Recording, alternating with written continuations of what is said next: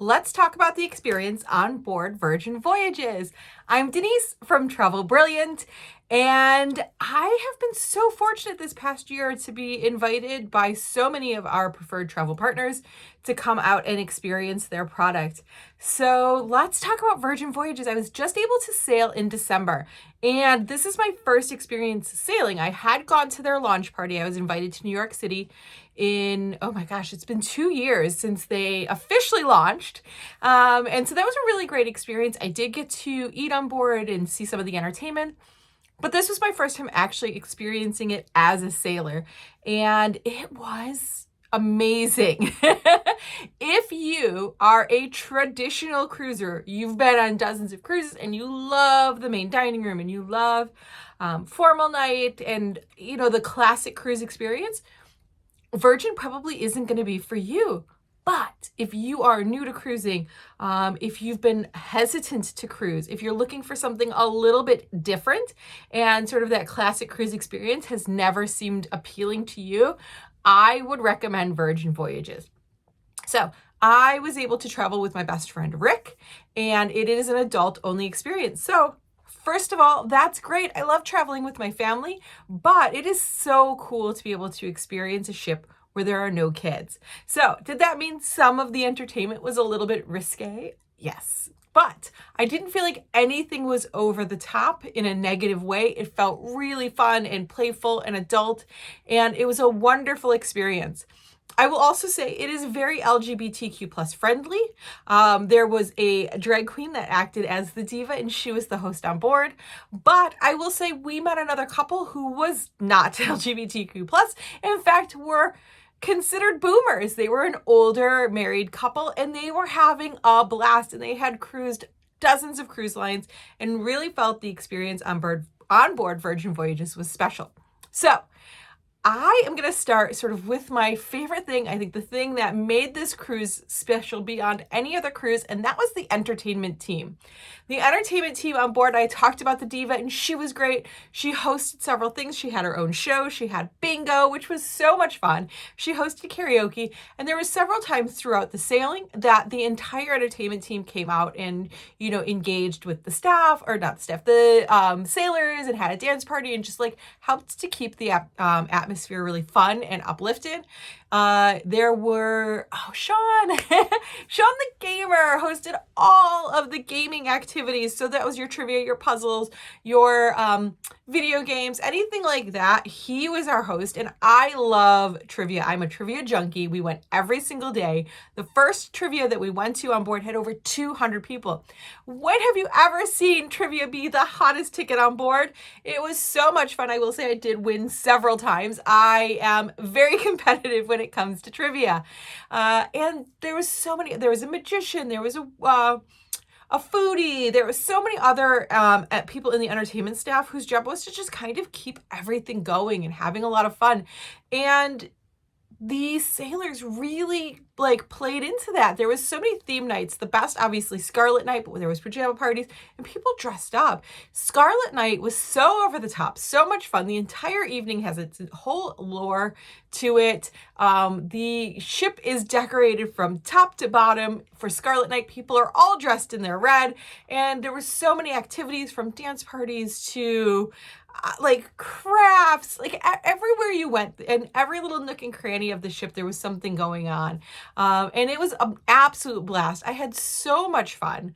And the dance parties. How many times have you been on a cruise and you walk by the club at night and there's nobody in there, but the music is bumping, and it's kind of sad? That is not the case on Virgin Voyages.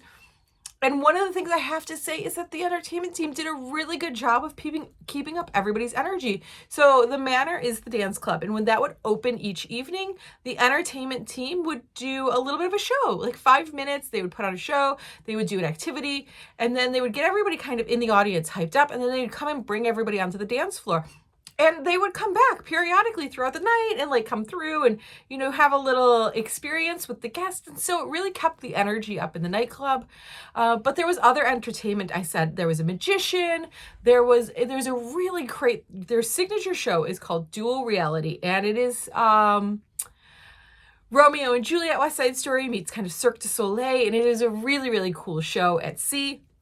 There's another show called The Misbehaved Show. Obviously, the Diva has her show, and Bingo, which was so much fun. So the entertainment on board was always something really interesting and cool to do, for introverts all the way to extroverts. That was one of the experiences that I thought was really cool and unique about Virgin Voyages. It felt like there was always something to do. The other thing, the food is a 10 out of 10. So on a traditional cruise sailing, you have your main dining room, which is included in your cruise fare and your buffet. And then there's signature dining locations, which are an additional fee. That does not happen on Virgin Voyages.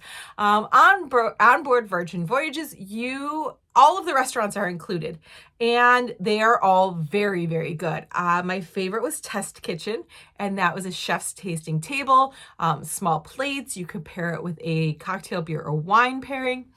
We ate there twice because I loved the experience so much. It was so cool. It was theatrical. There was presentation. It was really a very, like, the food was good, but it was also really cool. The steakhouse, the wake, was out of control. My friend Rick, who lives in New York City, said that he would spend a couple $100s at a steakhouse in the city and be happy to have spent it, compared to the meal that we got. It was very good. Everything was high quality. Our friends that we met on board, the other couple, they ate with us that night at the wake. We had a blast, great conversation. There's a Mexican I want to say hybrid, Mexican fusion called Pink Agave. There's Razzle Dazzle, which is sort of American comfort food and plant-based food, and Gumbe, which I love a Korean barbecue. And it was a little bit of a non-traditional Korean barbecue, but it was still very good. And the fun thing is you get seated around the barbecue with other sailors, and there's a drinking game, and everybody just has a blast. And then the food hall replaces their buffet, and it is food that's made to order. So you're not sort of picking through food that has been sitting there all day under a heat lamp. There's everything from udon and ramen to sushi to tacos to diner food. And anything you kind of want is offered in that food hall. And then, of course, there's also coffee and pastry and things like that to grab on board. There's a pizza place, there's an ice cream place. So there's always something to eat nearby. And again, it's all included. There's also a sort of lounge area that's both indoor, outdoor above the wake, and you can get snacks. So small plates of food there and drinks as well. The drinks on board were great. I did not buy a drinks package, but because I don't normally drink that much, although I did actually drink more than normal aboard this cruise because I was just having so much fun. But I love a gin and tonic, and one of their pool bars had all sorts of different flavored tonics and gins that you could mix and match together. And I love that. That was really, really cool. And then just the vibe on board. There were places that you could go to relax and read and chill. Our cabin was amazing. Our bathroom was huge with a tremendous shower. We had a great balcony, lots of storage.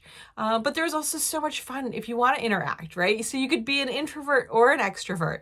One of the most fun experiences was a very quiet experience in the Champagne Lounge. They also do a high tea in the afternoon. It is an additional fee for $19, but you get to pick your tea, and they bring out a full tea service with sandwiches and all of that. And that was a really lovely experience. We did that on our last day on board. So again, there was so much to do. All of the food was amazing. There were no kids. It was so much fun. I really had a blast. Like, it very much stands out to me as one of my best cruise experiences. So if cruising is something that you've been hesitant about or you think might not be for you, I do want to say that I think Virgin Voyages is a great place to start.